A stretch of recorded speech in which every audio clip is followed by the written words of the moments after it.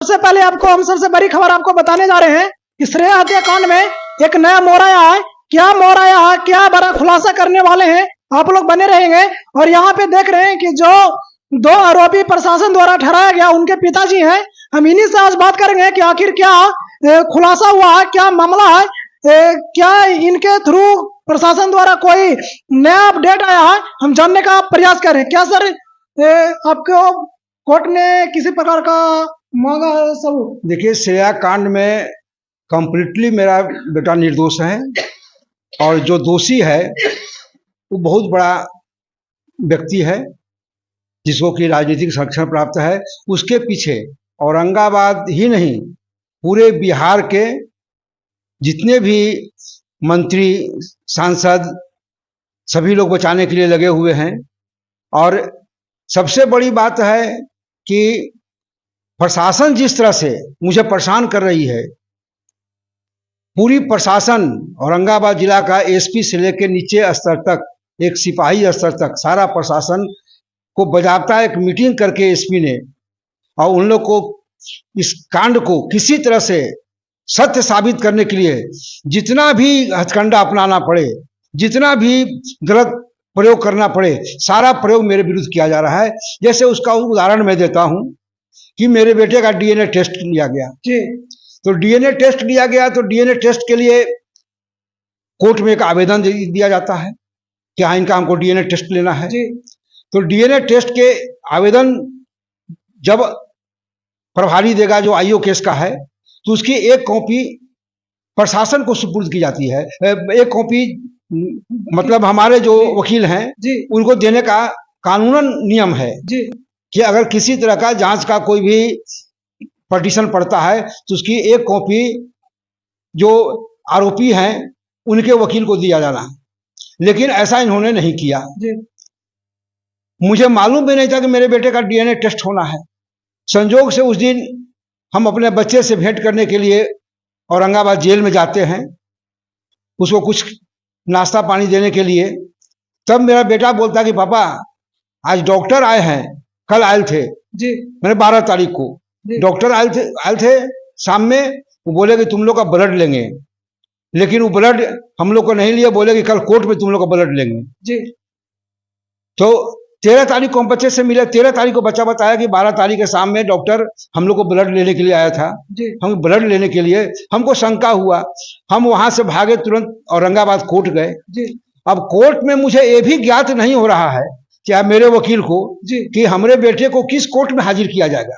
कितना, देखिए कितनी बड़ी साजिश यहाँ के प्रशासन की कि पूरी घटना को छुपा के रखा। हमें मालूम तक नहीं हो दिया जब कि मैं उसके लिए अपना विरोध दर्ज कर सकूं। मैं पूरे कोर्ट घूमते रह गया। जहां मेरा बेटा का केस पोस्को में चल रहा है, मैंने वहां संपर्क किया, बोला कि नहीं, आज तो कुछ उनका है नहीं, उनको तो कल उपस्थिति था, कल आए थे, आज तो उनका कोई काम यहाँ नहीं है। हम तो फिर मेरे बेटे को जेल में लाया गया है, यहाँ जेल से यहाँ कोर्ट में, आखिर किस कोर्ट में मेरे बेटे को हाजिर किया जा रहा है। तो बोले कि मुझे कुछ मालूम नहीं है। इसके बाद मैं सीजीएम कोर्ट गया। सीजीएम कोर्ट में भी पता किया, वहां भी नहीं मालूम हुआ। इस तरह करीब 4-5 कोर्ट में मैंने चक्कर काटा, कहीं जहां से मतलब कि इस केस से संबंधित कुछ मामला बनता हो, उस सारे कोर्ट को मैंने घूम लिया, कहीं से नहीं मिला। तब हमको एक वकील ने बताया, अपना वकील जो थे, कि ये काम कीजिए कि आखिर किस कोर्ट में हाजिर किया जाएगा। आपको जहां आपका बच्चा आया है जेल से, यहाँ जो कोर्ट में हाजत बना हुआ है, उस हाजत में तो वहां एक इंचार्ज होता है। आप उस इंचार्ज के पास जाइए, अगर होंगे, आपसे नहीं बताएंगे तो मैं वहां आऊंगा। आप जाइए, वहां पूछिए कि आखिर मेरा बेटा को यहाँ लाया गया है तो इनको किस कोर्ट में हाजिर किया जाएगा। तब मुझे मालूम होता है 1:30 बजे कि ओम प्रकाश मजिस्ट्रेट कोई हैं, उनके कि हाँ इन लोग को 3 बजे हाजिर किया जाएगा ओम प्रकाश के यहाँ। तो मैं ओम प्रकाश जी के यहाँ गया, उनके पेशकार से मिला कि आज राकेश और धर्मेंद्र का कोई केस में हाजिरी होना है क्या। बोले कि हाँ, उनका डीएनए टेस्ट होना है। अब बताइए कि मुझे मालूम नहीं कि मेरा बेटा को डीएनए टेस्ट हो रहा है, ना मेरे वकील को मालूम है, जबकि नियमतः इनको कॉपी देना है कि हाँ इनका डीएनए टेस्ट होना है। इसके बाद मैं कोर्ट में हमारे वकील ने एक पिटीशन दायर किया कि साहब हम लोग को बिना सूचना किए हुए आप कैसे डीएनए टेस्ट कराइएगा। इसके बाद भी कोर्ट ने पिटीशन तो मैंने दिया, उस पिटीशन का कॉपी भी मेरे पास में है, जो कि आप अपने कैमरा में देख सकते हैं। हम आपको देते हैं। मैंने जो पिटीशन दिया ये देखा जाए, मैंने उस डेट में ये पिटीशन दिया 2 बजे ना। जब पिटीशन दिया तो जज ने बोले कि ठीक है इस पर आज हम रोक लगाएंगे, लेकिन जब हम ओम प्रकाश जी के यहाँ गए तो ओम प्रकाश जी ने कहा कि नहीं, हमारे पास कोई रिपोर्ट नहीं आया है।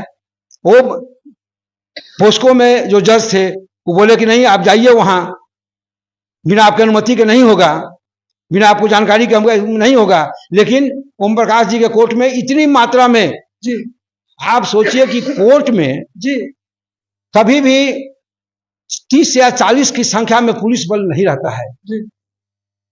जो भी कैदी आता है उनको कैदी को लेकर के कोर्ट में 1 पुलिस आता है, 2 पुलिस आते हैं, 3 पुलिस आते हैं, लेकिन 25-30 की मात्रा में जी कोर्ट में पुलिस नहीं रहती है। 25-30 की मात्रा में कोर्ट में पुलिस आई और जबरन जी जबरन उन लोग को बांह पकड़ करके वहां का सीसी फुटेज आप देख सकते हैं कोर्ट के अंदर जो लगा हुआ है जी। ओम प्रकाश जी के यहाँ जो सीसी फुटेज लगा हुआ है उसमें राकेश, धर्मेंद्र और रोहित जी तीनों को जबरन जी पुलिस पकड़ करके और इन लोगों को जबरन टेस्ट ली। आप बताइए, जब कोर्ट में जबरदस्ती पुलिस कर सकती है तो बाहर में क्या कर सकती है। मैं वहां पर मौजूद था जी। मैंने भी अनुनय भी नहीं किया कि सर ये अनलीगल हो रहा है, आप बिना सूचना दिए हुए कोई काम कर रहे हैं, हमें कोई सूचना प्राप्त नहीं। अगर सूचना प्राप्त है तो हमको दिखाया जाए, सूचना कोई हम प्राप्त करेंगे तो उसका रिसीविंग होगा वहां पर ना जी। हमारा वकील को भी देंगे तो रिसीविंग होगा। तो आप बिना, जबकि मैं कोर्ट में हर चीज को डेली 2 दिन पर देखता था, लेकिन हर 2 दिन पर उससे मिलते थे कि क्या कोई पिटीशन भी पड़ा है क्या, लेकिन बोला कि नहीं कोई पिटीशन नहीं पड़ा है। और अटेंडम ही डीएनए टेस्ट हो गया। जब प्रशासन को मेरे साक्ष्य कुछ नहीं मिला मेरे बच्चे के विरुद्ध में जी, तो उन्होंने तरह तरह के अब हथकंडा अपनाना शुरू किया। लाश को इन्होंने बोला जी कि हमने अल्टो गाड़ी में इनका लाश ले गया जी, बच्चे लोगों जाके इंद्रपुरी में फेंक दिए। तो हमने कम से कम 39 जी 39 कैमरा को बजाबते मैंने जिस मार्ग से इन्होंने दिखाया कि इस मार्ग से इन लोग इंद्रपुरी गए जी, उस मार्ग में 39 कैमरा लगे हुए हैं रोड में। क्या इनका एक भी कैमरा में साक्ष्य नहीं आया? जहां इंद्रपुरी नहर है जी, जहां इन्होंने बोला कि डेड बॉडी को फेंका गया, उस नहर के ठीक 2 किलोमीटर पीछे, जहां से मेन रोड छोड़ने के बाद में नहर की तरफ आदमी मुड़ता है, वहां पर 3-3 कैमरा लगा हुआ है। उस मोड़ में 2 प्राइवेट कैमरा है, एक पंजाब नेशनल बैंक बना हुआ है उसका कैमरा है जी। मतलब इंद्रपुरी जहां से टर्न करेंगे नहर पर जाने के लिए, वहां पर भी 3-3 कैमरा लगा हुआ है, लेकिन किसी कैमरा में नहीं आया। जब कहीं से इनको कोई साक्ष्य नहीं मिला गाड़ी जाने का, तब इन्होंने क्या किया कि उर्मिला देवी, मतलब श्रेया की जो मां है जी, उनके परिवार के 2-3 सदस्य को इसमें इन्वॉल्व किया। कब किया इन्वॉल्व इन लोगों ने?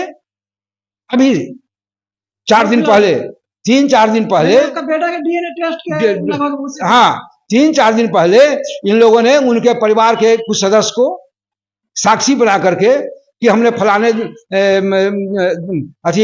7 तारीख को हमने इटवा मोड़ में दवा किनने गए थे, तो एक उजला रंग की गाड़ी अल्टो पार्क की, बहुत तेजी हालत में चला रही थी। अरे ये तो मेन रोड है, इसमें तो 1000 अल्टो पार करती है, 1000 स्कॉर्पियो पार करती है, ये कोई ब्रांच रोड तो है नहीं। और एक ऐसे पार्टी को मालूम हो गया कि ये गाड़ी जो जा रही है उच्चरण जा रही है या इंद्रपुरी जा रही है। रोड में जितनी गाड़ियां जा रही है सबके गंतव्य स्थान आपको मालूम है, कौन गाड़ी कहां जा रही है? कार नहीं, बस रहेगी ट्रेन रहेगी, उसको मालूम होगा कि ट्रेन बरवाडी जाती है, ये ट्रेन इलाहाबाद जाती है, ये ट्रेन फलाना जाती है। लेकिन कोई आदमी कार से जा रहा है, उसका मालूम कैसे आपको होगा कि गाड़ी फलाने जगह जा रही है? तो इनको झूठ पर झूठ का लगातार, और पुलिस इसमें अपने एक प्रतिष्ठा बना ली है कि किसी तरह हमको इन लोग को केस को ट्रू करना है, चाहे इसके लिए जितना हथकंडा अपनाना पड़े।